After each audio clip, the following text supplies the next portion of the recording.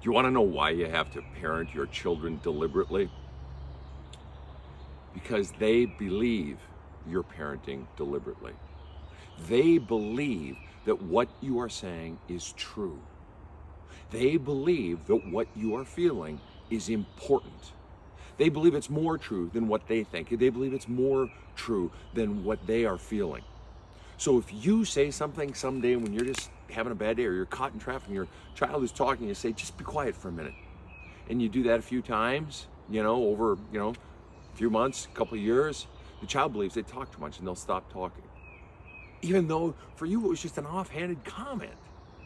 And this is why the key, one of the grand keys to great parenting is self-reflection and atonement. Self-reflection and contrition. To reflect on what the fuck I'm saying and doing. To think about it. And not just 25 years later when the kid's, young and run off and doesn't want anything to do with you, but in the moment to be thinking about what's coming out of your mouth. But we don't have to, do we? Because we have all the power. We're the parents. We don't have to fucking think about it. We can just gloss over it because we have the power. What's the kid going to say? And so then the kid starts questioning themselves, even though they're kind of not really aware of it, and they start just sort of squelching their own voice.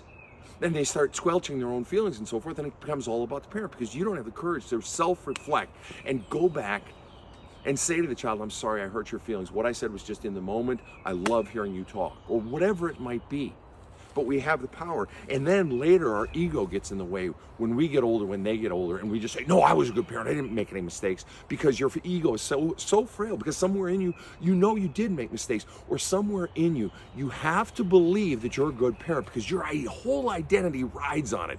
And for you, good parent means I didn't make any mistakes, which of course is just fucking ludicrous, because every parent makes mistakes, and very often ones they're not even aware of. They inflict pain that they're not even aware of. And so if you don't have the humanity to reflect on what you've done and concede fault, that's not good parenting. That's just you steamrolling over little children who don't have the power to fight back. And then you're employing even more power when they're in their teens and 20s to say, no, fuck you, I was a good parent. No, parent, fuck you. Own your shit, reflect on your shit in the moment, in the day, in the week. Go back to your child, teach them apology by how you model what your behaviors for them. That's what it is to be a deliberate parent. It's to self-reflect, to own your stuff, to seek atonement, just like you would with an adult. I hope. Have a kick-ass day.